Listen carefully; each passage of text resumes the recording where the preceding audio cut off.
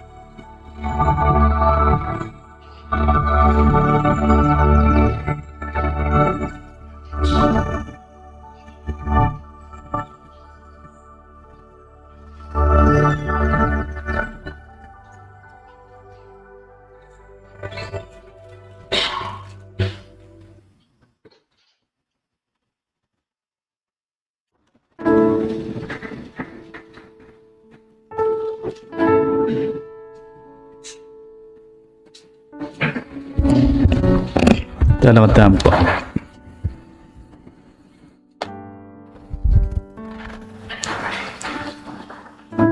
Alala pong kayangganan din kaya kaming balang kapurian at kapasalamatan kaya ka. O maestrong Ginoo, amigla lang karing balang metong kaya kami. King kayabakan o Diyos ko nung makanano, di nalakadyang atinsikanan ning balang metong kaya kami. Bang makanyan king pasibayo, ing mipapag-aral kami. Karimbalang namano, amen ibat kaya ka. Makanyan pinsanang o Diyos ko, ting kapinanditan, ing ring balang metong kaya kami. Intanggapan da ing balang pakinabang, ing balang kabyasnan, amalyaring makasulong ka rin kaya kaming balang espiritu.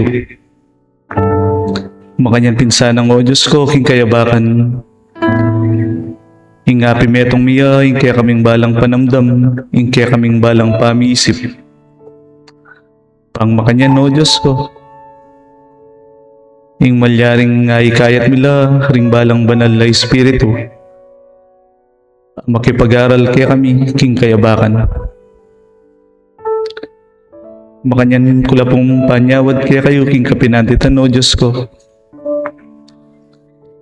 Ring kaya kong balang kapatad ame pili, bang dumaki king kaya kaming kapag-aralan king kayabakan.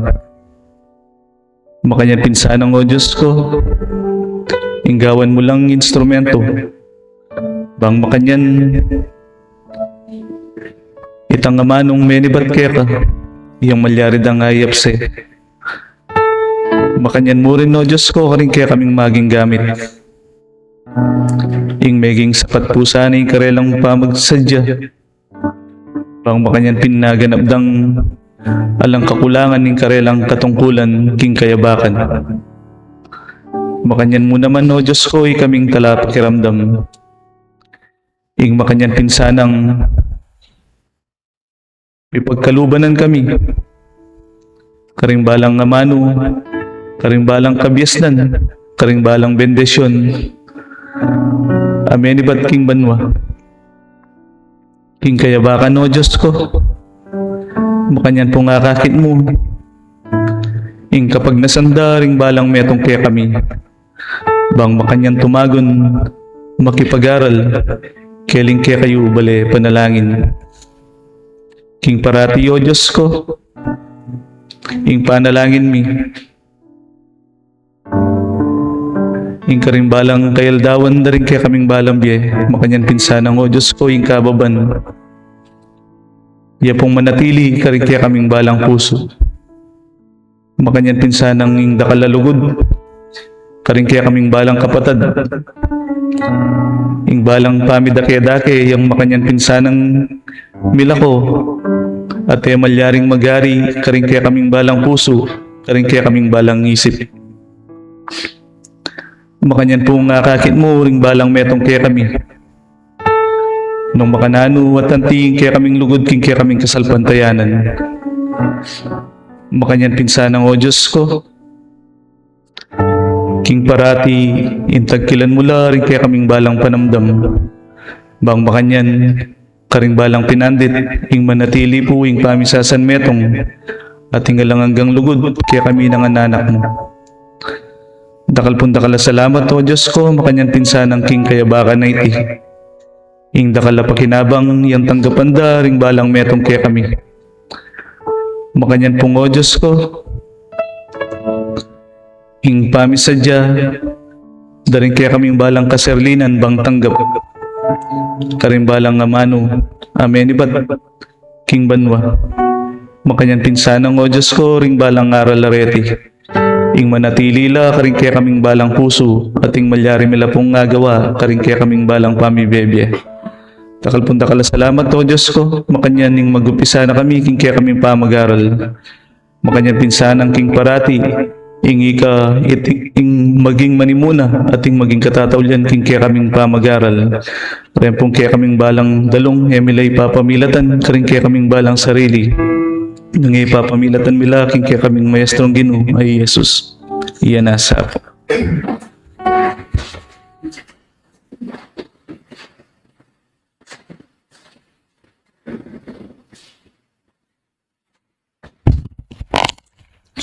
Mga prinsipyo ng Espiritismo.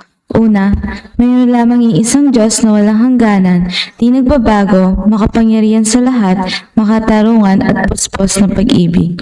Ikalawa, ang lahat ng tao ay pantay-pantay at magkakapatid sa mata ng Diyos. Ikatlo, ang batas ng Diyos ang sumasakop sa lahat ng bagay at sa bawat pangyayari, at ang umayon dito ay siyang tunay na relihiyon.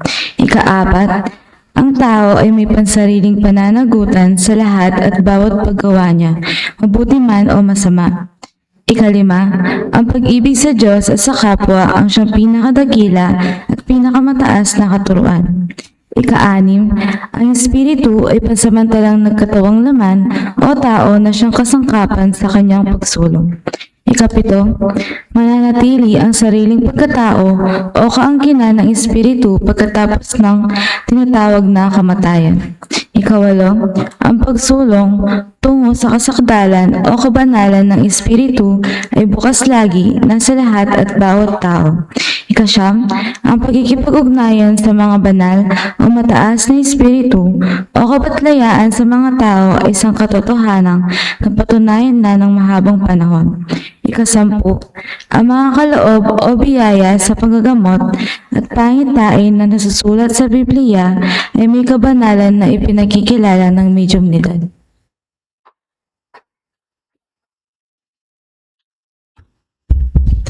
Isang maganda at mapagpalang umaga po sa ating lahat. Ang tema po natin sa umagang ito ay ang bawat pinagkalooban ng marami ay hihingan ng marami. At may referensyang Lucas chapter 12 verse 47 to 48.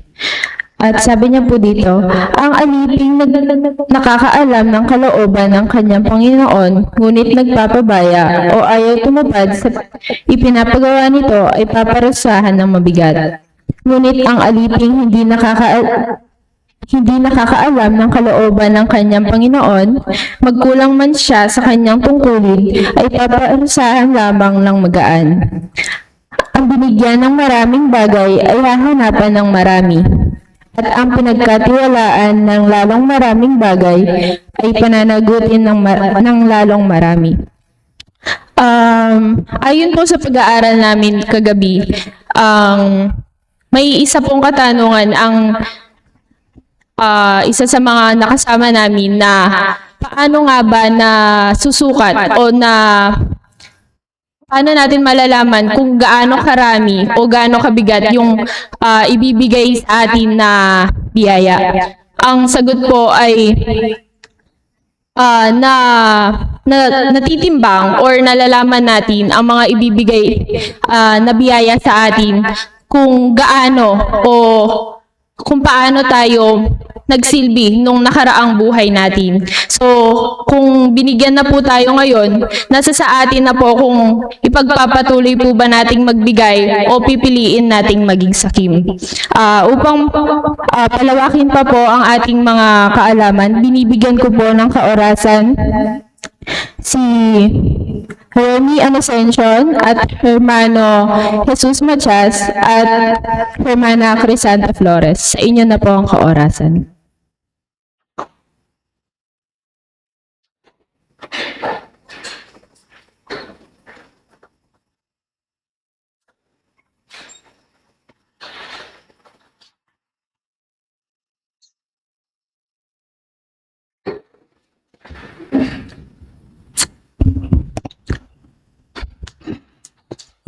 Maya pa abak mo kay kaingon kapatad. Si bayong nitipon mo king bale titipunan bang mag-aral ayon mo rin king kaburyanan ng Diyos.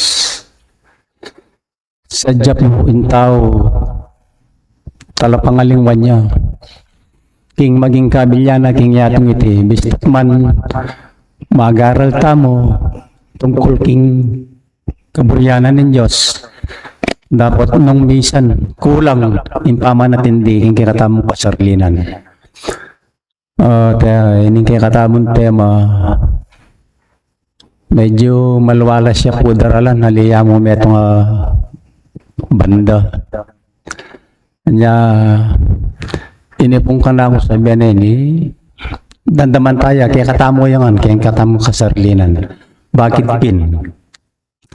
Kasi kining muna po material abage unang ke mababang halimbawa na po ninuing nakaluguran kay katamo ng Diyos at basta mamintuta mo muking kamuryanan o bili ko na yung muking aliwang bage bakit pinintaw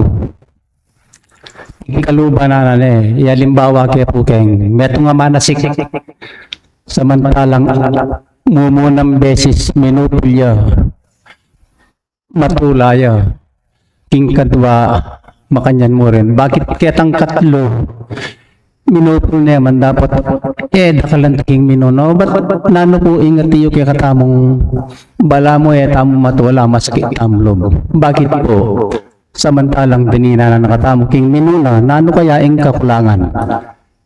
Anya sasabi kayo po ini limbalo ko itamo at tamong makanitang ugali po makalingad tutuway ni so nano po inggawan tamo o manit hindi tamo po at turo tayo yung sarili nung makanano king bage at tanggap tamo nung numuanti impig kalug na tanggapan tamo at imbagi king ginon Diyos katapatan mo po yung paintunanay bakit minyawad ka kami rinan nanuin dahilan. So at suya mo rin po kaya katamo ito. Kaya ni naman metong nga banda. Mirinan katin dakal. Nung bikuran malama mo mo rin masanting So kailangan nung mirinan kan dakal, manyari ka mo rin man dakal. Dakal pong bagay manyaring paman hanggang king spiritual bagay manyari tapong gawan. Dapat intaw talagang makanyan mo ing maragong pang kakulangan na makasarili king maging kabilyana bala mo nung nanong imburi na yaing mapalyari o nung pumigkulang tamo makananito anya sa mas nantala ding sarili tamo nung makanano ing pamanyawad katapatan po talaga dapat tanggawan alimo nung magobra tamo kabud mo sasabi o lulubkin nung sa gawa tala matapat talagang alimo nung magawa tamo dapat 100% talaga dapat tanggawan ban kanita itangati yung kakulangan aganap na kaya at pasibay po ang ganya kay ni Maya Payabak kay katamungan.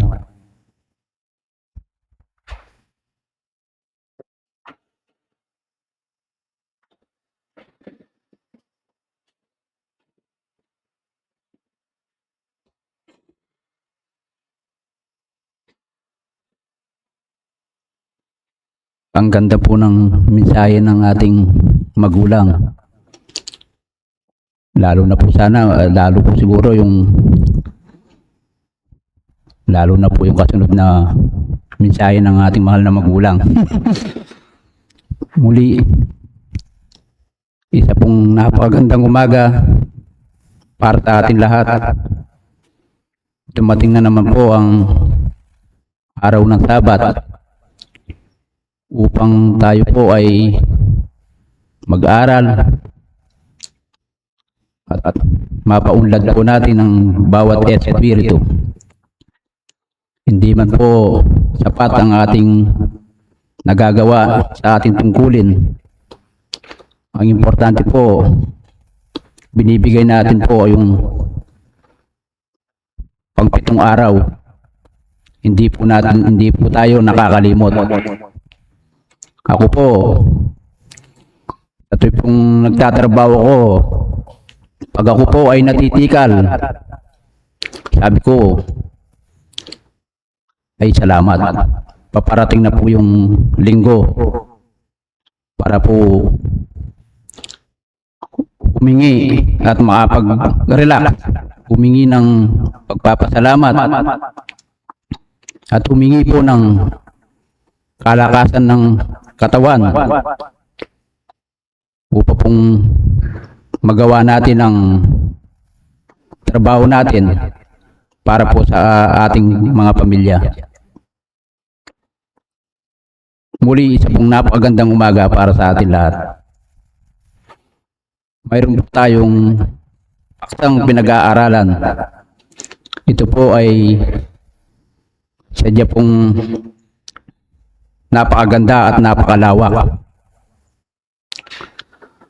Ang sabi po sa ating pinag-aaralan, ang pinagkakalooban po ng marami ay hihingan ng marami. Napakaswerte po ng tao kung ito ay ipinagkakalooban ng marami. Ibig po sabihin, para sa akin po, pinagkakalooban ng marami, ibig sabihin po, kasiyahan sa isang tao. Ibig sabihin po ito, pang material na bagay. Maaaring kayamanan, maaari pong karunungan. Ibig sabihin po, kung nandito itong biyaya na ito sa isang tao, ibig sabihin po, ito ay sadyang napakasaya. Magagawa po ang lahat na bagay na kanyang gustong gawin. Ibig sabihin po, dahil nasa kanya po lahat-lahat. Ngayon po, sa sinabing pag pinagkakalooban ka po ng marami, ay hihingahan ka po ng marami. Hindi po nasusukat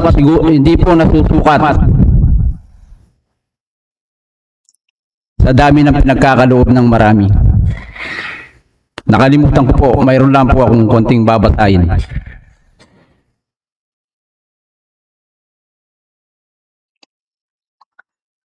Batay po sa ating pinag-aaralan, ang bawat pinagkakalooban ng marami ay hinihingan ng marami.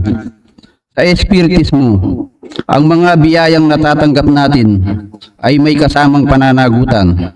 Kung mas marami ang ating kakayahan, kaalaman at oportunidad, mas inaasahan na gamitin natin ito para sa kabutihan ng iba. At tunay na halaga ng isang tao ay hindi nasusukat sa dami ng kanyang natatanggap, kundi sa dami ng kanyang naibahaging kabutihan. Ito po ang nasabi po. Sa dami po ng ating natatanggap ng tao, ay hindi po, para sa akin po, hindi doon nasusukat ang kabutihan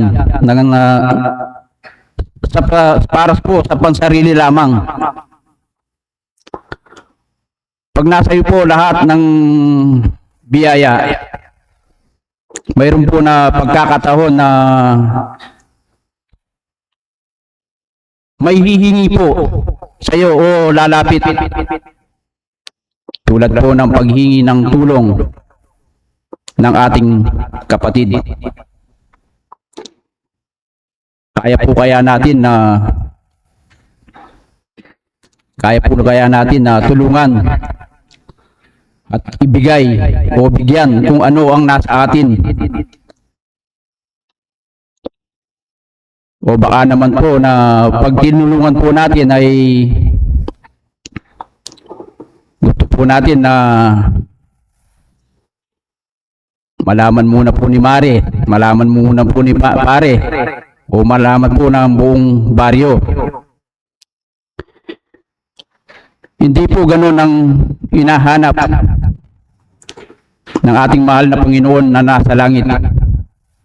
Ang gusto niya po, kung atong po ang nasa atin, kung atong po ang natatanggap nating marami, ay gusto niya po na ito ay ibahagi natin. Kung maaari lang po na ibahagi natin po sa marami o sa kapwa po natin. Kasi po hindi natin po masusukat kung ano po sa ang dami ng ating natatanggap na biyaya. Hindi po natin masusukat kung ano po ang nasa loob natin. Ang dapat po na hinahanap sa atin ng mahal na Panginoon na nasa langit, ang tunay po na pag-ibig at tunay po na pagpapakumbaba sa ating sarili. Dahil po, pag ito po ay ating nagawa, ay matutuwa po ang ating mahal na Panginoon na nasa langit. Dahil po, sa paturuan po ng buhay, sinusukat po ng ating mahal na Panginoon na nasa langit kung gaano po karami ang ating nagagawang kabutihan dito sa ating mundong ginagalawan. Nandito po tayo, nag-aaral para po mapaunlad ang ating o maligtas ang ating bawat espiritu. Sa ganito pong pag-aaral, huwag po tayong panghihinaan ng loob. Dagdagan po natin ang ating pagtitiis. Dahil po pag marami ang ating nagawang kabutihan dito sa ating mundong ginagalawan, pagdating po ng panahon, lahat po tayo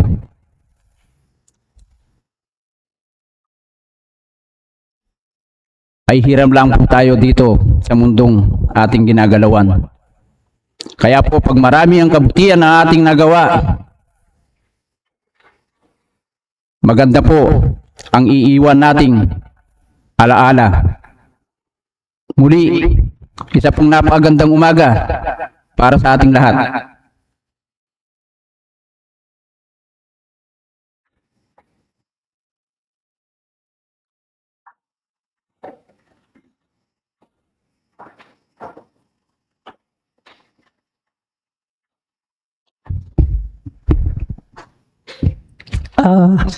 Isang magandang umaga po sa ating Panginoon at sa ating lahat. Muli tayo magpapasalamat at nandito na naman tayo sa bahay dalanginan upang magbigay pasalamat sa ating Panginoon. Sa loob ng isang linggo, binigyan na naman tayo ng buhay, ng kalakasan para tayo magtipon-tipon ulit at makipag-aral sa kanyang salita. Muli marami pong salamat at bago po ako tumalakay sa ating tema, nais ko pong bigyan ng pasasalamat at pugay sa ating mga kabataan ang kanila pong binibigay na leaflet tuwing linggo. Napakaganda po kung basahin natin at magkaroon tayo ng konting panahon at basahin natin itong kanilang pinamimigay bawat linggo, bawat Sabat, ay napakaganda. Actually, nandito po yung mga eksplanasyon tungkol sa ating pag-aaral. Kagaya nito, kung basahin natin, ang kaalaman, kakayahan at iba pang biyaya ng at layunin ng pag-unlad ng tao. Habang lumalawak ang pag-unawa, lumalawak din ang pananagutan at paggamit nito. Napakahalaga po napakaganda. Habang daw tayo binibigyan ng kalawakan ng kaisipan, dumadami ang ating responsibilidad. Bakit po? Kasi nagkakaroon na tayo ng kaalaman. Alam natin kung ano yung dapat natin gawin, yung masama at mabuti. Tayo'y maraming responsibilidad pala. Habang tayo'y nakikipag-aral, habang tayo'y natututo, hindi pala ganun na lang tayo'y natututo. Marami palang kaakibat na responsibilidad. Mas marami pala tayong responsibilidad na nakakaalam sa salita ng Diyos kesa sa mga taong hindi nakikipag-aral o wala kakayahan o walang panahon o hindi talaga ginagawang panahon para makinig sa salita ng Diyos. Ito po pala yung mga tao na to, kung nagkasala, mas maliit ang kaparusahan kesa sa tayo na nakikinig at nalalaman ang salita ng Diyos at tayo hindi gumawa ng mabuti o tayo lumalalang sa kanyang utos, mas malaki pala ang kaparusahan. Mas malaki ang ating pananagutan kesa yung mga taong nasa labas na hindi alam ang salita ng Diyos. Kung tayo pala'y magkasala, ang parusa napakalaki kesa yung mga taong walang alam. So yun po yung ating tandaan. Habang tayo'y natututo sa salita ng Diyos, habang tayo'y nakikinig sa mga batlaya at natututo tayo, mas lumalaki pala ang ating responsibilidad. Ito po yung ating dapat tandaan. Dapat tayong maging aware, dapat nating alamin ang ating responsibilidad sa Diyos, sa kapwa-tao. Ano po yun? Tayo'y maging humble, sabi nga, mapagpakumbaba sa ating kapwa. Pagka tayo'y biniyayaan ng konting kaalaman, alam na natin ang hindi maganda at maganda. Tayo'y mapagpatawad, sabi nga sa ating pag-aaral, magpakumbaba at lugod at pagmamahal tungo sa Diyos. So, yung pagpakumbaba, akala natin kung tayo'y nakakaangat o tayo'y marunong o mas maraming kaalaman kesa sa iba, tayo'y napakataas ang tingin natin sa sarili. Hindi po dapat pala ganun. Dapat tayong magpakumbaba. Dapat nating intindihin yung mas hindi nakakaalam. Huwag nating isipin o lumaki yung ulo. Lalo na konting bagay, umiinit ang ulo natin. Nakakapagsalita tayo ng hindi maganda. Wala yung humbleness, wala yung pagpakumbaba sa ating sarili sapagkat ang laki ng ating tiwala sa sarili natin. Yung pala hindi tama. Kung nagkasala ang ating kasamahan o ang ating kapwa, tayong nakakaintindi, maging tayo sana mababa, humble. Hindi yung napakalaki, ay, hindi siya tama. Hindi tayo naguhusga dapat ng ganun. Kundi intindihin tayong magpakumbaba at tayong nakakaintindi. Hindi yung mag-walk out tayo na hindi tama ang ginawa ng ating kapwa. Tayong nakakaintindi dapat yung kababaan ng loob at alam na natin ang salita ng Diyos. Tayo ang dapat umunawa. Hindi yung tayo ang mga opisyal o ang mga leader. Sila dapat ang manguna sa pagpapakumbaba. Hindi yung nandun sila sa taas na tinitingala at mataas ang kalooban. Dapat kung tayo pinagkalooban ng talento, ng kayamanan, ng oras, ng pagbibigay ng eksplanasyon sa mga pag-aaral, dapat nating iyon ay tanggapin nating maluwag at iyon ay biyaya galing sa Panginoon. Kagaya po ng sinabi ng ating tema, ang bawat pinagkalooban ng marami ay hihingan ng marami. Di po ba napakaliwanag? Tayo binabayaan ng marami. Halimbawa, mababang halimbawa, pinagkalooban tayo ng medyo maraming kayamanan kaysa sa iba. Tayo po pala ay malaking responsibilidad. Bakit binigyan tayo? Sorry. Paano natin palaguin? Paano natin ipagyamanin ang binigay na biyaya ng Diyos? Paano tayo makatulong? Paano natin mapaligaya ang ating Panginoon na nagbigay sa atin ng mga blessings na tatamasa natin?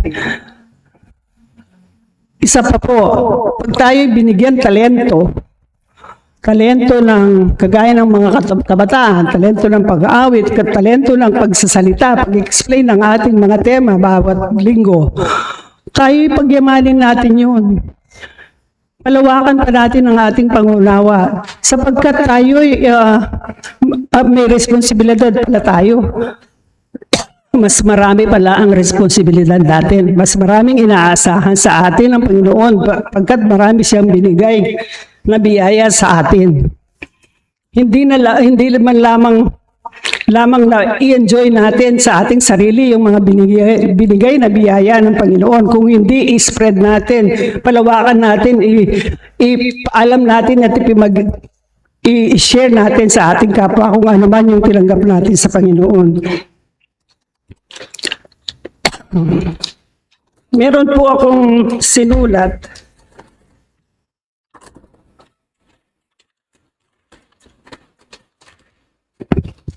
Actually po, karagdagan lang ang ating mga naunang nagsalita sa akin na-explain na po nilang mabuti. Napakaganda po ng kanilang mga sinabi. Karagdagan lang po ito ang aking sasabihin. Ang palang mga biyayang pinagkalooban sa atin ng Panginoon ay pinahiram lang sa atin. Stewardship, big sabihin, pinamahala sa atin. Maging responsable sa binigay ng Diyos. Ito'y gamitin ayon sa kanyang kinalugod. Kung ano man po yung binigay sa atin, pinahiram lang sa atin yun. Dapat nating pagyamanin, dapat nating i-share sa ating kapwa. Sapagkat anumang oras, kung hindi natin pagyamanin, kung hindi natin ginamit sa mabuti yung kanyang biyayang pinagkaloob sa atin, anytime o anumang oras, pwede niyang bawiin. Pwede niyang kunin sa atin kung ano man yung binigay niyang regalo sa atin, kung hindi natin alam gamitin sa wasto. So kung ano man po yung talento, kung ano man yung kayamanan, kung ano man yung ating mga biyayang pinagkaloob ng Diyos na tayo dapat pagsikapan, dapat nating pagyamanin. Nakuha na po natin nung nakaraang mga linggo yung parabola ng talento. I think ako rin yung po yata yung nag-explain doon yung isang mayamang tao, sanghari, na binigyan ng yung kanyang 3 utusan, binigyan ng talento.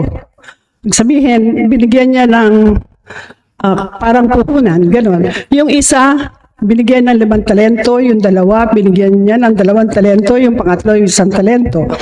Pagkatapos ng mahabang panahon, pinatawag niya yung 3 niyang utusan at sinabi, asan yung, anong ginawa niyo sa ibinigay ko sa inyo? Yung isa na binigay ng talento, sabi niya, Panginoon, ginawa ko po ang aking makakaya. Pinalago ko po ang binigay niyong talento. Ito po yung naging resulta. Ito po yung naging katapat ng yung binigay na talento. So binigay niya yung 5 tsaka ang kanyang kinabang. Na 5 talento din. So, nalugod yung kanyang Panginoon. Sabi niya, maganda kang bigyan ng talento, bigyan ng kayamanan. So, yung pangalawa, yung nabinigyan ng 2 talento, pinatawag din niya at Panginoon sabi niya, ito po yung binigay niyo at ito po itatapatan ko. At dadagdagan ko po ng 2 talento din. So natuwa din ang Panginoon, sabi niya, maganda kang trabahador at nagagawa mong paramihin ang binibigay ko sa iyong puhunan. So, binigyan parang mas marami. At yung pangatlo, na binigyan ng isang talento, sabi niya, Panginoon, ayoko pong isang talento na mawala pa ito. Kaya ako binaon sa lupa at para hindi mawala. Sabi ng Panginoon niya sa kanya, ikaw walang alam, ikaw ay isang tamad. Bakit wala kang ginawa? Ngayon, hindi dumami ang iyong puhunan, ang iyong talentong binigay ko. So, pinalayas siya sa kanyang kaharian. So, ano pong ibig sabihin nun? Kung tayo'y binigyan ng talento, binigyan ng blessing ng Panginoon, dapat nating pagyamanin, dapat nating paramihin, dapat nating palaguin. Hindi lang itago natin sa sarili, kung hindi palawakin natin, ipamigay natin, ipaalam natin kung tayo'y binigyan ng talento ng Panginoon sa pagsasalita, sa pag-share ng salita ng Diyos, sapagkat marami sa atin ng ganyan. Marami silang talento na maalam sa Biblia, maalam sa salita kung mag-preach ka nga. Ito'y dapat nating ipalawakin ang ating talento.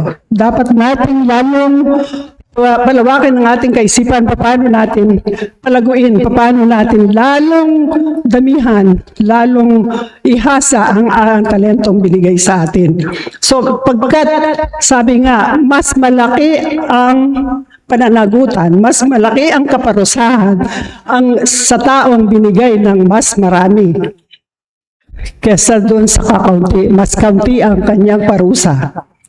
So, kung marami pala tayong mga biyaya, marami tayong natatanggap sa Panginoon, mas malaki pala ang ating responsibilidad pagkat mas malaki ang ating kaparusahan pag hindi natin ginamit sa wasto. Pag tinago lang natin sa sarili natin kung ano yung biyayang pinagkaloob sa atin, malaki pala ang ating pananagutan sa Panginoon. Kung tinago lang natin at ito'y hindi lumago. Tinago lang natin sa baul, tinago lang natin sa lupa kung ano yung binigay sa atin. Hindi siya lumago. Ang laki pala ng responsibilidad. Ang laki pala ng pananagutan natin sa Panginoon. Ganun po yung ibig sabihin sa aking nalalaman. Tingnan po natin sa Korinto. Mumunang Korinto 4:7.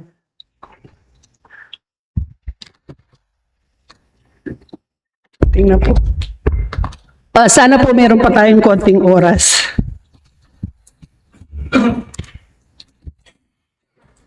Korinto, 1 Corinthians 4:7. Ito po. Ngunit taglay namin ang kayamanang ito sa mga sisidlang lupa upang ang dakilang kalakhan ng kapangyarihan ay maging mula sa Diyos at huwag mula sa sarili.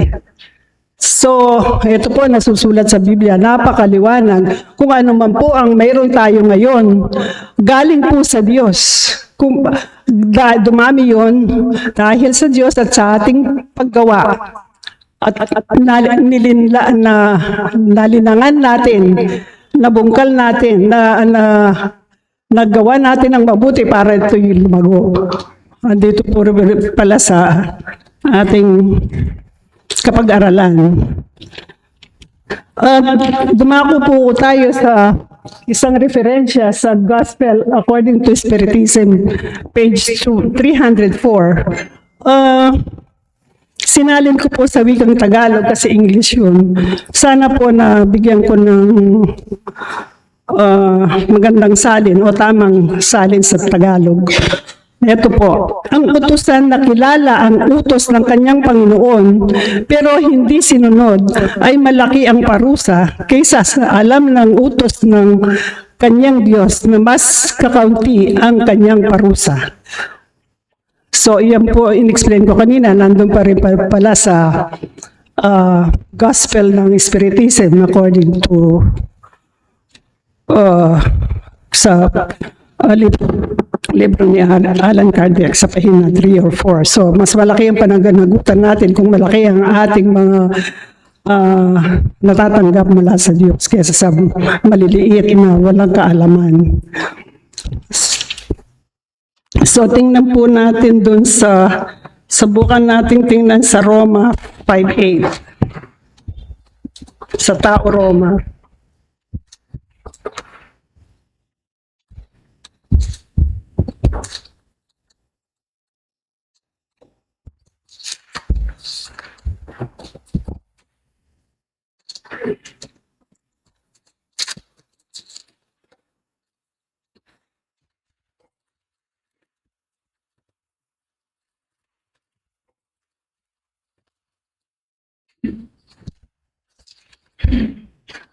Uh, 5:8-11.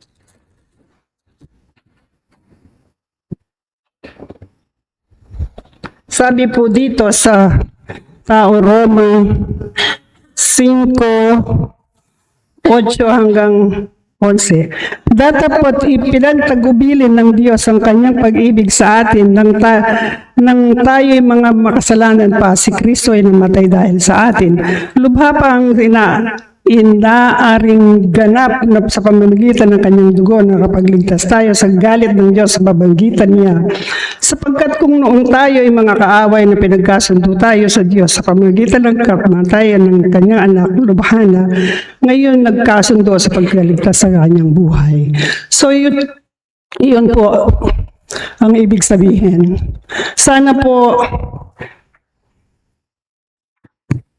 ang sabi naman po ni Pablo sa mga leaders, sabi po niya, the leaders of God, sabi niya, mababang loob at pasasalamat sa mga biyaya na tanggap, hindi galing sa sariling kakayahan, ngunit galing sa Panginoon. So, ganun din po ang sabi ni sa Pablo.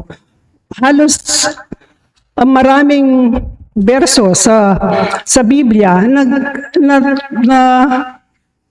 kaugnay ng ating kapag-aralan. Pati po dito, sabi niya, ang mga biyayang natanggap natin hindi galing sa ating sariling pagsisikap, kundi galing sa Diyos. Ang big sabihin, lahat ng ito ay galing sa Diyos. Nasa atin pagsisikap kung ito'y palalaguin natin o ito'y ating itatago para hindi makinabang ang ibang tao. So yun po ay malaking kapanagutan pala yun sa atin, na hindi tayo marunong mag-share sa ating kapwa. So, kahit po maliit, hindi naman nasusukat sa laki, tayo'y mapangunawa, tayo'y marunong magbigay sa ating kapwa. Hindi naman po malaki ang hinihingi ng Diyos. Pero sabi niya, ang pinagkalooban ng malaki ang inaasahan din ng Panginoon sa atin. So iyan po, sana nagkaroon tayo ng konting kaalaman tungkol sa biyaya ng Diyos na kung marami tayong responsibilidad. Yun po yung bottom line nun. Sana matanim sa ating kaisipan. Maraming salamat po at magandang umaga.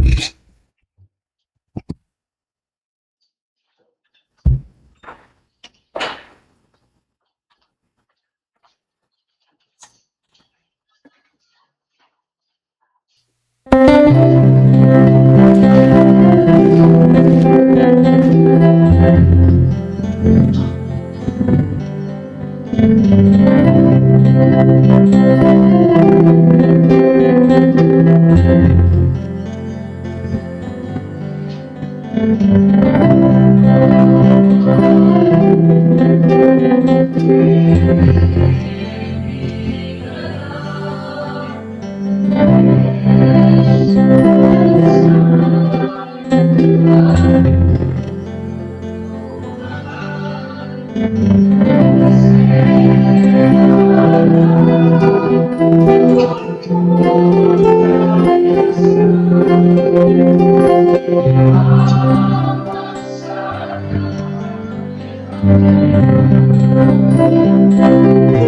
you.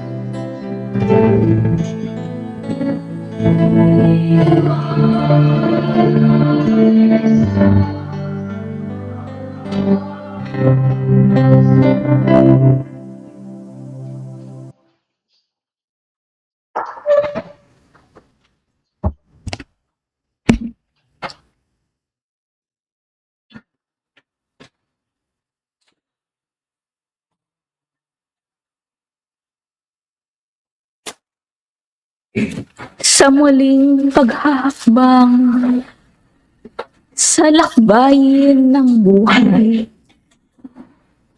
Muling nagbubukas ang mga pintuan ng kaalaman mula sa kaitaas-taasan. Kapayapaan, pag-ibig, at karunungan maghari naway sa lahat at bawat isa, ngayon at magpakailanman. Sa bawat lakbayin ng isang tao, maraming karanasan, maraming karunungan ang kanyang tinatanggap sa kanyang buhay. Maraming kaalaman na mabababa at nagmumula sa mundo. Ngunit sa kanyang paglalakbay, kanyang nakikita ang isang karunungan na nagmumula sa kaitaas-taasan. Maraming gabay, maraming patnubay ang ibinababa mula sa kaitaas-taasan. Maraming karunungan ang nalilikom ng isang tao at kanyang ginagamit sa kanyang araw-araw na buhay. Ang bawat isa na nagbubukas ng kanyang sarili sa isang katotohanan na ibinibigay ng Diyos Ama, ay siyang napapalawak ang kanyang kaisipan, napapalawak ang kanyang karunungan, at mas higit na itataas ang antas ng pag-unawa sa kagustuhan na nag-iisang Diyos Ama. Mga inibig na kamag-aral, maraming hinaharap ang isang tao. Magaang, mabigat, tagumpay, pagkabigo, kasiyahan at kalungkutan. Ngunit sa kanyang buhay, nananatili nga ba sa kanyang isipan, sa kanyang damdamin, ang isang pananampalataya sa Diyos Ama? Yung mga inibig na kapatid, tanungin ang inyong mga sarili. Sa inyong paglalakbay, lumalapit lang nga ba ang isang tao sa Diyos Ama sa panahon ng kanilang paghihirap? Lumalapit lang nga ba ang isang tao sa panahon sila ay nabibigatan sa buhay? O nabibigyan niya ba ng pagkakataon upang magpasalamat sa Diyos Ama sa kanyang natanggap sa araw-araw na buhay? Ang bawat isang tao ay may biyaya na natanggap mula sa Panginoon. Maaring hindi nakikita, ngunit nadarama. Hindi nga ba ang isang buhay ay isang biyaya na ipinagkaloob? Ang inibig na kapatid, maraming tao ang hindi nalalaman sa kanyang buhay na marami siyang natanggap na biyaya mula sa Panginoon. Maaring sa kanyang sarili, nakikita lang niya ang mga kabagayan na pangmaterial, at kanyang sinusukat ang kanyang biyaya sa kayamanan na kanyang natatanggap, nililikom, nagagamit sa kanyang araw-araw na buhay. Ngunit may mga biyaya na hindi nakikita, hindi nasusukat, ayon sa gustuhan ng mga tao sa kalupaan. Hindi nga ba ang isang kaalaman, ang isang karunungan, ay isang biyaya na ipinagkaloob ng Diyos Ama? Hindi nga ba ang kanyang paggabay sa araw-araw na buhay sa isang tao na nabibigatan sa kanyang mga pagsubok? Hindi nga ba isang biyaya ng iniibig na kapatid sa bawat landas na tinatahak, sa bawat hakbang na inyong nilalakad? Hindi kayo pinapabayaan ng dakilang Ama. Gumagabay sa inyong mga landasin. Binibigyan ng isang patnubay. Maaring ang inyong mga sarili ay hindi nakikita, hindi nadarama. Ngunit ang inyong pananampalataya ay isang sandigan. Mga iniibig na mag-aral sa panibagong pag-aaral, sa panibagong pagtalakay ng inyong tema sa araw ng Sabat, muling nabubukas ang mga pintuan ng kaalaman. Muli ang inyong mga sarili ay tumatanggap ng tinapay ng buhay. Kaya't sa pagsalo-salo sa hapag, damdamin ng inyong mga sarili. Ang lahat ng tao ay nakakatanggap ng biyaya. Marami, maliit, malaki o kakaunti. Ang inyong mga sarili maaaring nakatanggap na ayon sa inyong mga nagawa sa isang buhay na nakaraan. Ngunit maaari rin na ang inyong mga sarili ay makatanggap ayon sa inyong mga nagawang kabutihan sa araw, sa buhay ng kasalukuyan. Suriin ang inyong mga sarili at sagutin ang isang katanungan. Ang isang tao na nag-aaral na palawak ang kanyang kaalaman, mabibigyan ng kaparusahan ang isang kamalian, sapagkat ang tao ay may pananagutan. Ang bawat mali ay napaparusahan, ang bawat kabutihan ay nabibigyan ng gantimpala. Ngunit tanungin sa inyong mga sarili, ang isang matanda na nakapag-aral, napalawak ang kanyang karunungan, mabibigyan niya ba ng isang kaparusahan ng kanyang kamalian, nakatumbas sa isang bata na wala pang nalalaman?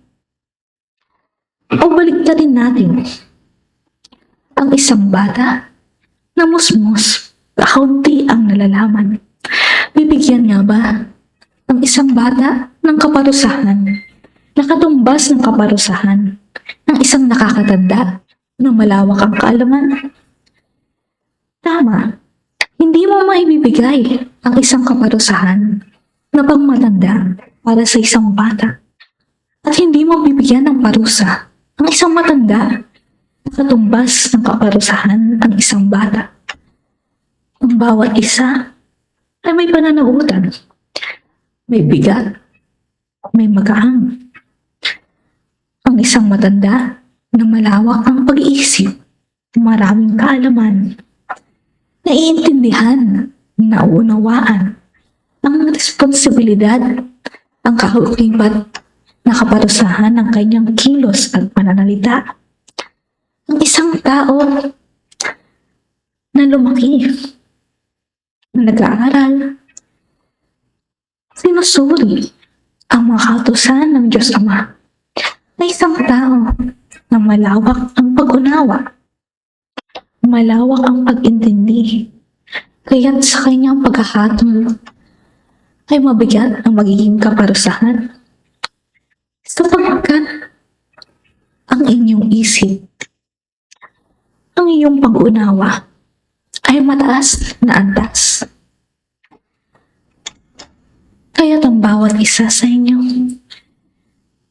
ay mapalad sa inyong pag-aaral.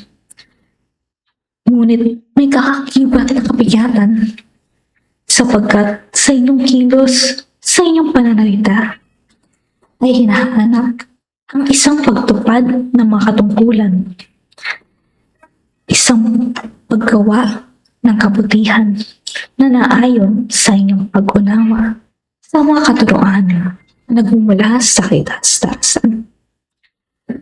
Mga iniibig na kapatid, sa inyong araw-araw ng buhay, sa buhay, ang bawat katuroan ay pinagkakaloob sa inyo ng Diyos Ama.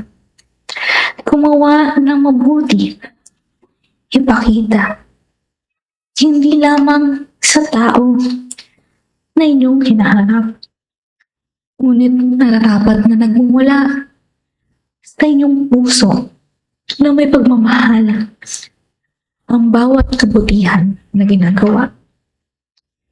Sapagkat ang isang tao na gumagawa lamang ng kabutihan na hinahangad ang gantimpala na gagal sa kanyang kapwa ay hindi na makakatanggap ng gantimpala mula sa Diyos Ama. Sapagkat iyong matanggap ang gantimpala na hinahangad, pang material, pang pisikal. Mga iniibig na kapatid, sa inyong pagsasabuhay ng mga katuroan na nanggagaling sa kitaas-taasan, dalhin ang isang pag-ibig, ang isang pag-unawa, ang kababaang loob, maging maamong tupa, at huwag mangibabaw ang galit, ang puot. Bitiwan ang nabibigatan ng inyong mga sarili. Bitiwan ang galit, ang puot, at paghariin ang isang kapayapaan sa inyong buhay. Mga iniibig na kapatid, sa muling pagtanggap ng tinapay ng buhay, sa muling pagbubukas ng mga isipan ng damdamin, nakikipag-ugnayan ang inyong mga sarili sa liwanag na nagmumula sa kitaas-taasan at sa inyong paglalakbay sa mundo ng sanlibutan, dinadala ang isang liwanag at kayo ay nagiging tanglaw sa mundong madilim. Kaya't kayo ay nilalapitan ng mga tao na nabubuhay sa madilim na kapaligiran at naghahanap ng isang kaligtasan. Ibigay ang isang pag-unawa, ibigay ang isang kabutihan, at tulungan ang inyong mga kapatid na makita ang isang liwanag na nagmumula sa kitaas-taasan. Ang bawat isang tao ay may nakaukol na katungkulan na kanilang tinanggap mula sa Diyos Ama. Kaya't magsagawa, gawin ang nararapat, gawin ang tama, gawin ang kabutihan na ikalulugod ng Diyos Ama. At sa isang araw ng Sabat, muling nagbabahagi ng isang kapayapaan. Muling ang isang biyaya na liwanag na namumula sa kaharian sa kitaas-taasan. Bumababa ang isang rayos at ipinapamahagi sa lahat at bawat isa. Isang banal na aklat, maging isang simbolo. Nagliliwanag at ang liwanag ay umuugnay sa bawat isa na binubuksan ang kanilang mga sarili sa pag-ibig ng dakilang Ama sa kalangitan. Tanggapin ang isang biyaya ng kapayapaan sa inyong mga buhay. Isang liwanag ang pumbalot sa inyong mga sarili, katawan, laman, espiritual. Tanggapin ang pag-ibig. Tanggapin ang kapayapaan na nagmumula sa kaigastasan.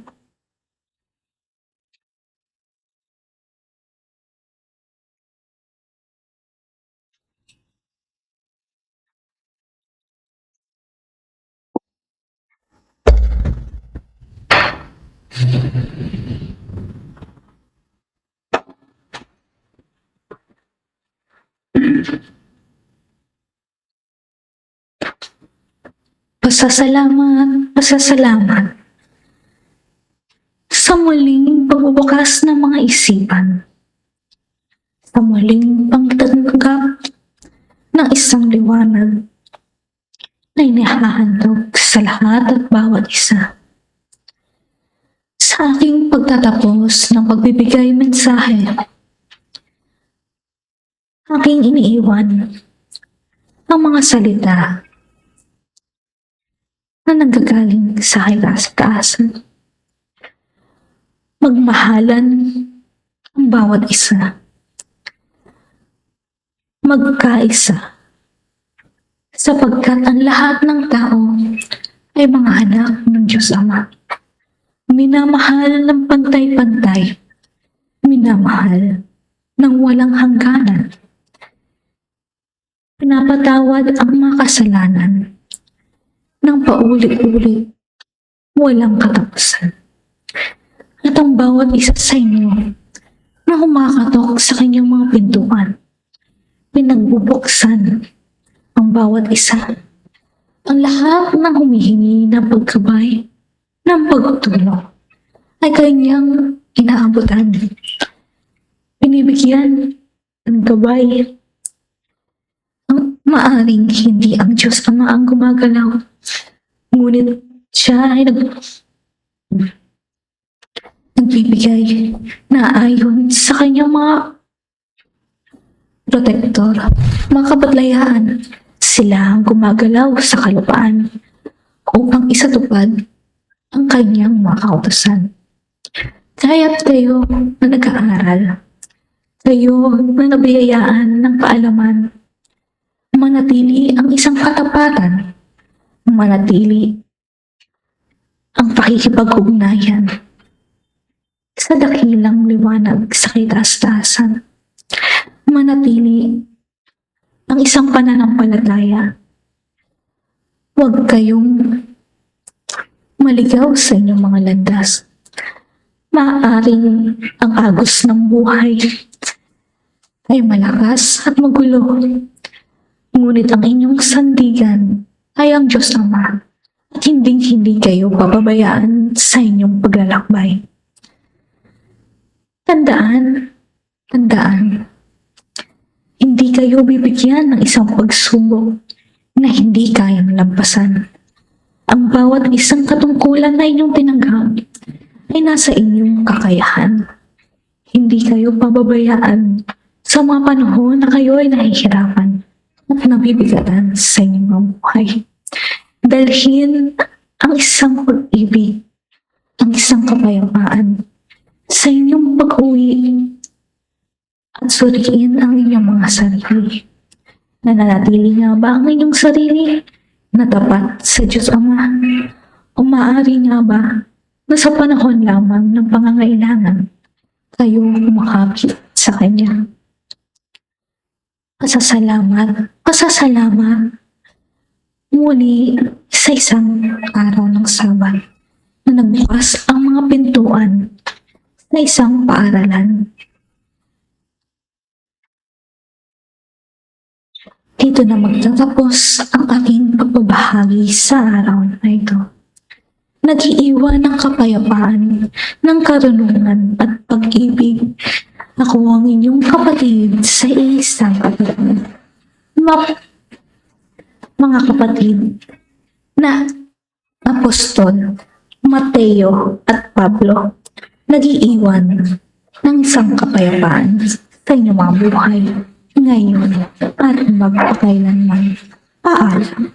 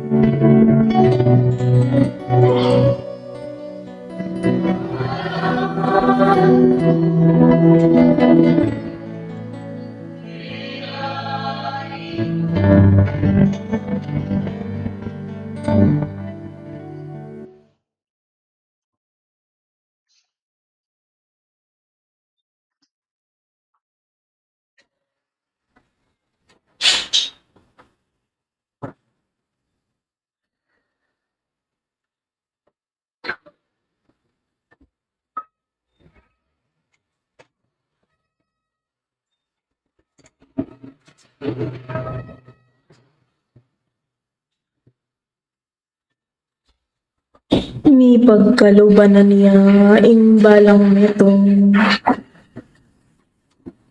king kabiasnan ampon talento. Meging pakinabang lasaking biyeyo ring balang tinggapyo king ipa.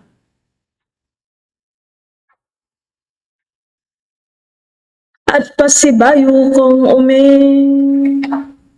manatili king pangabandiyo kayo. Ngeni ang ganaking kawakas. Kapayapan kaya ko naman. Sablang pakamalan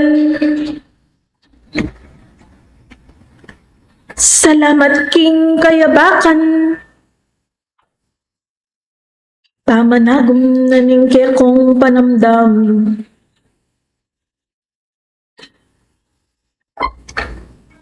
King makayati yung pamiyarapyo. King iba. Nung makana, nung anti ang mibuklat, ing panamdam at kabiasnan, king mabyediwang miladlad, kapamilatan na ning kapag-aralan.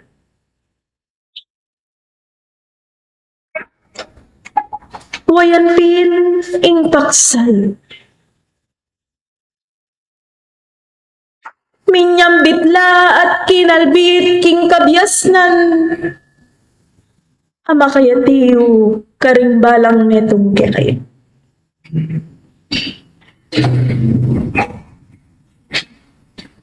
Anti mo naman biklat ning kekong referensya ing amano na ning banal ang sulatan. Ay ti balo ko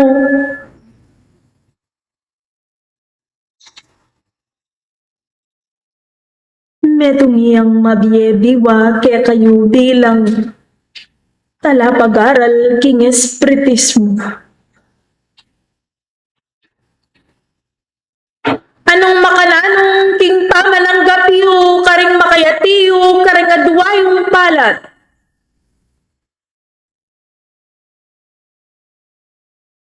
Kabias na niya man yan talento o bahagi na ning kekong sarili.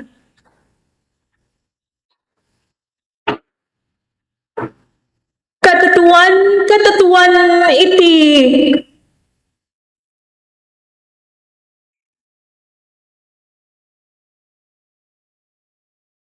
tatanggap yang metong akapaghibatan ni ingke kong sarili. Anong makanano yala kasangkapanan ding tatalanan yung sangka.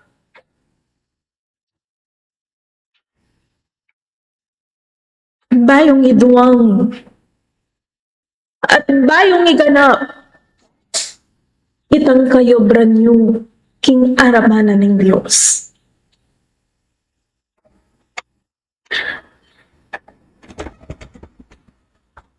Anong makanano kung biglat king pamuklat kung amano aring tinggap yu king Diyos ing samiging paginabang lo kaya kayo at maging karingke kong kapatid at kalubang tao.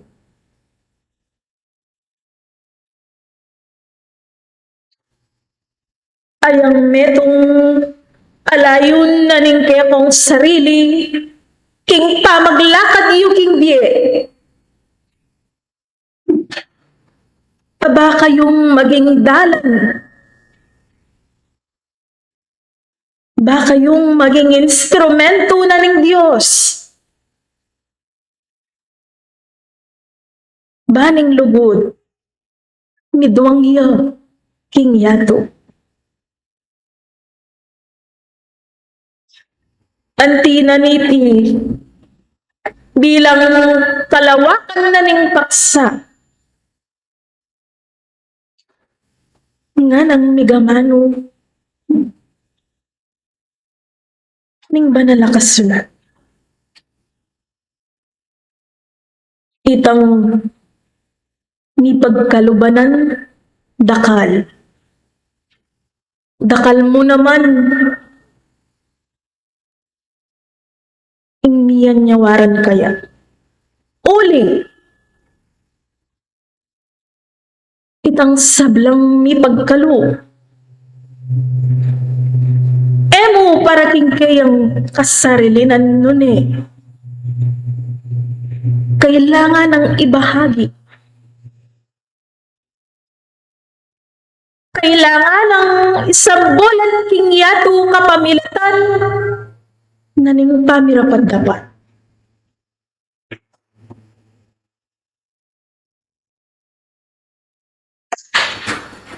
Nung inyapin, iting metong apaksa, mibuklat ing kayamakan. Metong yang matning bini, as kami tanam kaya kong puso at panamdam. Ay balang makayatiyo, kaya kayo, ating gagyuking Diyos. Ing malwalas iyo mo naman sanang ibahagi, lalo na karetang kapatid, ay mangilala, kareting kaburyanan ng Diyos. Karetang kekong kapatid, ako lang pa king sala at mangailangan king lugod.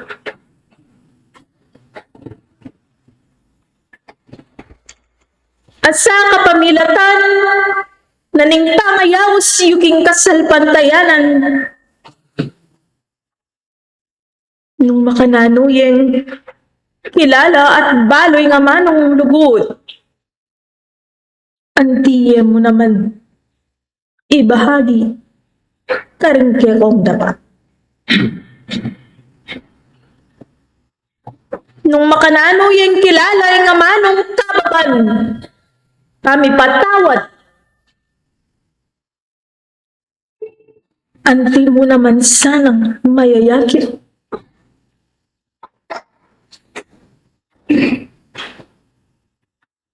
Kaya kong dapat at kapamintuan.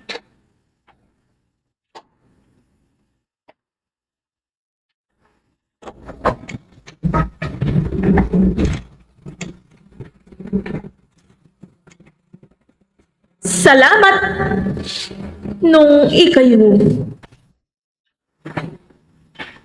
Agawa yun ang pinuliting dalan yu at darapat kayo. Kareting kapamintuan king arapanan ng Diyos. Uling balo yu karing kekong balang kasarilinan. Ing tatalaga yung pamamintu. Ing tatalaga yung pamirapat dapat.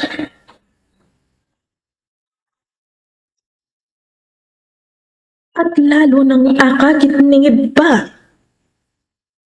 Ing balang tatanam yu. King kekong puso at pamisip.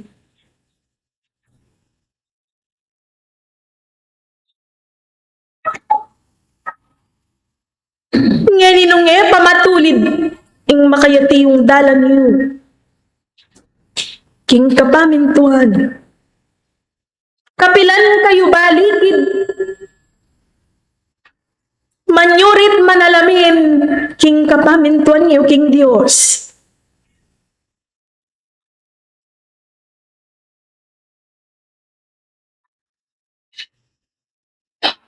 Uling anak ko, ing makayati yung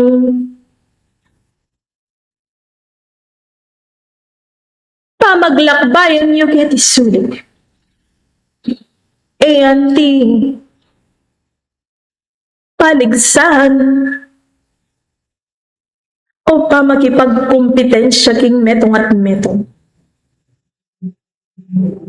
Nune, ing balang metong kaya kayo tinanggap niya at pigkalupanan eningib pa. Huwamiyayaliwa kayo. Tatalanan. Sangkap. Miyayaliwa. Ing miyabiyake kayo. Nung inyapin, nanong silbi na ning pamagkumparayo, king metong at metong nung ing kailangan mo. Namasan mo, ingke kang sarili. Nunging kailangan mo, kilalahan mo. Itang tinggap mo ba kanita? Ay ganap mo, itang kailangan mong gawan. Kapamintuan king iba. Uling na kailangan. Ing mipa mo na kayo, king metong at metong. Uli na. Ning balang tinggap yu. Amenibatan king Diyos. Inyapin miyayaliwala rin. Ulinging balang metong kaya kayo. At iniyang kailangang obran. Para mo kaya. Anti mo naman ika. Atin ka namang kailangan obran. Para mo kaya. At pareho kong maulaga.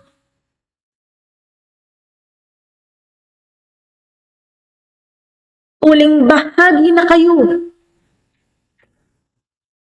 Ning balang instrumentong gagamitan na ning iba. Ban mi pakayap niya. Nung inyapin samantala na nila ring balang miyabye kaya kayo.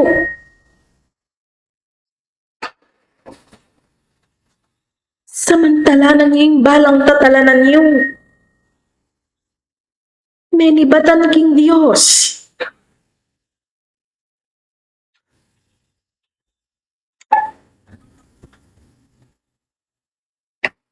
Ban kanita. Antina ning kapag-aralan karing talento. Kotangkot nanda kayo nanong gewayo. Karing tinggap yu. Kabias na no talento. Masanting yung pakibat yu. Uling behagi pengalakali at lalo yung miracle. Anti sa kaniti. Ing mayakit ke konaan.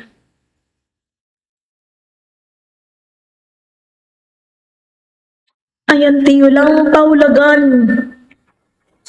Ning balang menibalan king Diyos. Agarala na king biyeyo. Uling ready. Antiyo lang kasawak baka nito. Maging mayan niya. King pa maglakbayan niya. King biye. Ketisun. At antikaniti, lalo ko pinmanatili. Ingayong pisan yung kapamintuan ng king arapan na ningib pa. At sa aking balang pinandit, mangibye kayong tula king banal ng arapan.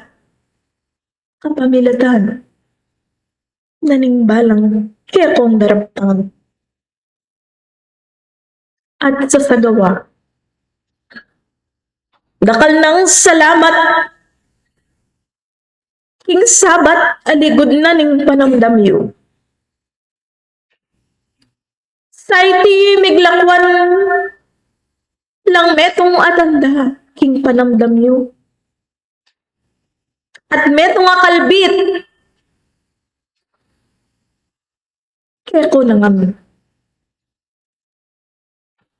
Ay balang dapat yu. Tadaraptan yu emo para king kekong kasarilinan nune. Para king kirakalan. Uling yang tula na ng Diyos. At yang tunay. Kapag nasanang akit ke kayo bilang inaus na king dalan. Tanggapan niyo ang kapayapan at lalo kayong manatid king aus aki akong kayaws. Dakal salamat kaya ko nangan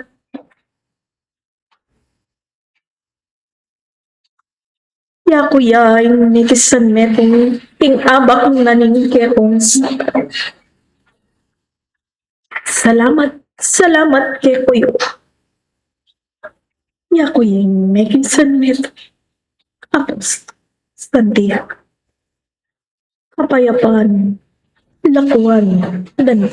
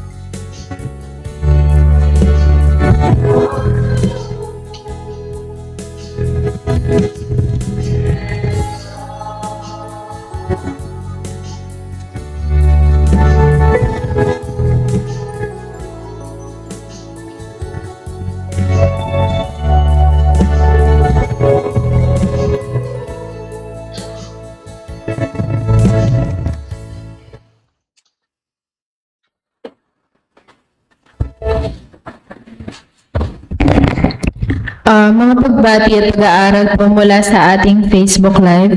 Mula po kay Hermano R.P. Soriano, mabiyayang aldo sabat po piyangari ang pong kapatid.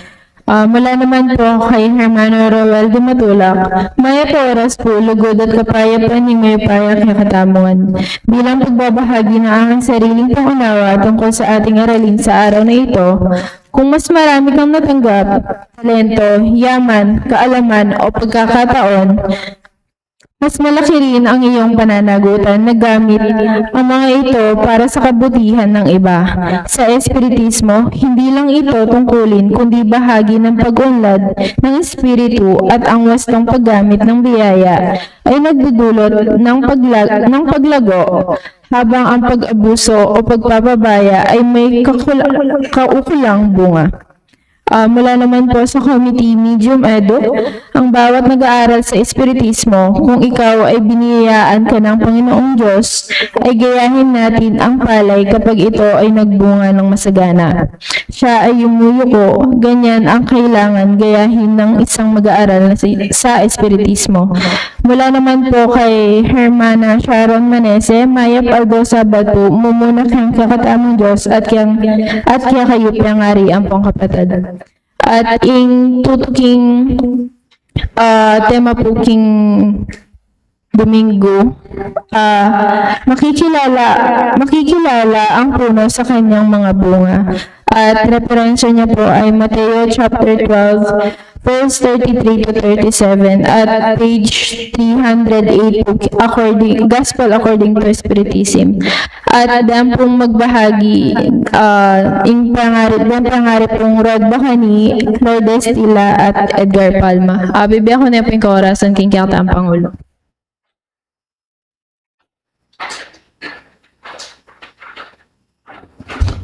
Napakaganda po nung pag-aaral ngayong umaga. Naway ang bawat isa po sa atin nakapag-isip-isip kung ano po ba ang tunay na nilalayon ng ating paksa. Kanina po marami nang nagsabi na kung marami kang natanggap, hindi po ibig sabihin nun na swerte ka. Hindi rin po ibig sabihin nun na paborito ka ng Diyos. Kasi baka po tayo, magselos tayo, bakit si ganito mas maraming talento, ba't mas maraming kayamanan, ba't mas maraming kapangyarihan kaysa sa akin. So ang bawat pinagkakaloob po ng Diyos, turo po ng Espiritismo, may kalakip pong pananagutan. May apat po akong ibabahagi sa inyo. Ang una po, ang sabi niya, mas malaking biyaya, mas malaking responsibilidad.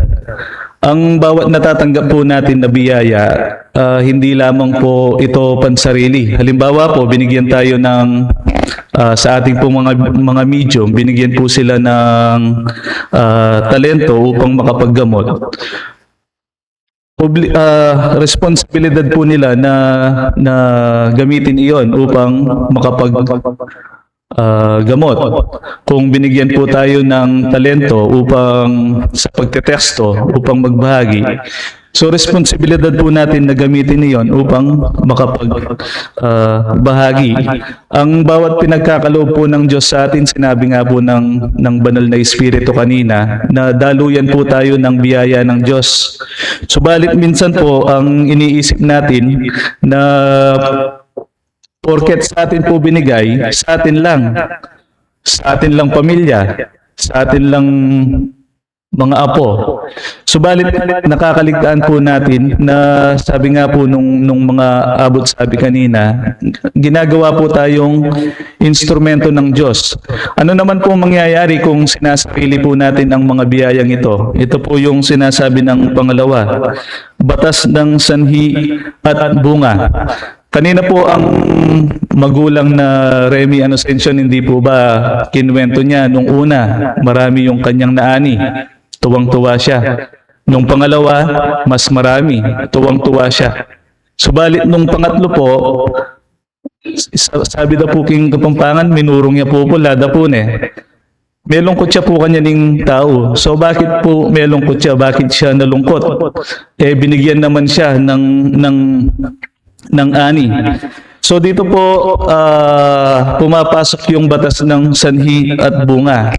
Sabi nga po ng abot sabi kanina, sa likod po ng libingan, tatanungin tayo, ano ba ang ginawa mo dun sa biyayang pinagkaloob sa iyo? Kung halimbawa po, binigyan ka ng talino, ginamit mo ba yung talinong iyon sa mabuti? Baka naman po ginamit natin yung talino natin upang makapanglamang ng kapwa. Yung po bang kayamanan na binigay sa atin, ginamit po natin ito o ibinahagi po natin ito sa mga kapatid na nangangailangan, o kagaya po ng sinabi ko, sinarili po natin yung kayamanan na yon. So kung kaya nga po bawat pinagkakaloob na biyaya sa atin na ito, kung hindi po natin nagamit, may ibalik po sa atin. Kung nagamit natin ng tama, mayroon din pong balik sa atin. Kagaya po nung in-example nung magulang din po kanina na si Tita Santa. Hindi po ba sabi niya dun sa alamat ng mga talento? So kung yung bawat pinagkakaloob po sa atin na yan, hindi po natin napapalago, tinatago natin, baka po magaya tayo dun sa binigyan ng isa na pinatapon ng hari dahil wala po siyang ginawa dun sa kanyang talento. At isa pa po, kung mapapansin niyo po ngayon, sino po ang tinuturing nilang pinakamakapangyarihang tao sa mundo? Hindi po ba ang Pangulo ng US? Tingnan niyo po na tinalaga siya bilang pinakamakapangyarihan tao sa buong mundo, pero ano po ang kanyang mga nagiging hakbang o kanyang nagiging aksyon? So doon po pumapasok din yung ating kapag-aralan. So binigyan po siya ng kapangyarihan o binigyan siya ng kapangyarihan. Ang kapangyarihan po ba na yon ay ginamit niya upang pagkaisahin ang bawat bansa, pagkaisahin po ang lahat ng mamamayan. Dahil kung mapapansin niyo po, bawat aksyon po na ginagawa niya, halimbawa na lang po, dinukot niya yung Pangulo ng Venezuela. Ano pa po? Inatake niya po ang bansang Iran. At kung ano-ano pong taripa, pagtataas ng buwis o ng taripa ang binigay niya. So kung mapapansin niyo po, mayroon siyang kapangyarihan, subalit hindi niya po ito nagagawa nung naaayon sa tinuturo po ng espiritismo. So kung kaya po sinasabi ko yung bawat kapangyarihan po na ito, mayroon pong pananagutan. So ano po sa tingin nyo ang kanyang magiging pananagutan? Sa panghuli po, ang sinasabi po na ang biyaya po ay pagsubok. Paano po ito nagiging pagsubok? Kagaya nga po ng ating tema. Kung mayroon po tayong marami din po ang hihingin ng Diyos sa atin. Kung kaya nga po ang sinasabi ko kanina, lahat po tayo may kanya-kanya pong biyaya na kaloob ang Diyos sa atin. So ngayon po, nasa atin kung paano natin ito gagamitin at kung paano po natin ito palalaguin. At bilang panghuli po, yung pong sinabi nung unang batlaya kanina, napakaganda rin po, sabi niya, parehas lang po ba ng pananagutan ang isang musmos sa isang matanda na? Palagay niyo po, kung halimbawa po ang musmos ay nakapatay at ang matanda po ay nakapatay, parehas lang po ba sila ng pananagutan? Sa batas po ng tao, pag below, ano po bang edad? 15? Wala pong kulong. Kung hindi, may mga intervention lang pong ginagawa sa DSWD. Pero kung ikaw po ay nasa wastong gulang na, ano po ang kaparusahan? Di po ba makukulong ka? So gayon din po ang sinasabi kanina ng sabi, maging yung pong ating mga magulang na nagbahagi.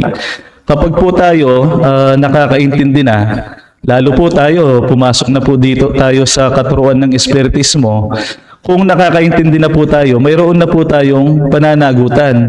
Hindi po kagaya ng isang musmos na hindi pa alam ang kanyang ginagawa, mas mababa po ang pananagutan niya kumpara po sa atin na nakakaalam na po sa mga batas ng Diyos. At yun lamang po, at kung wala na po, tumayo po tayo upang magpasalamat. Maraming salamat po.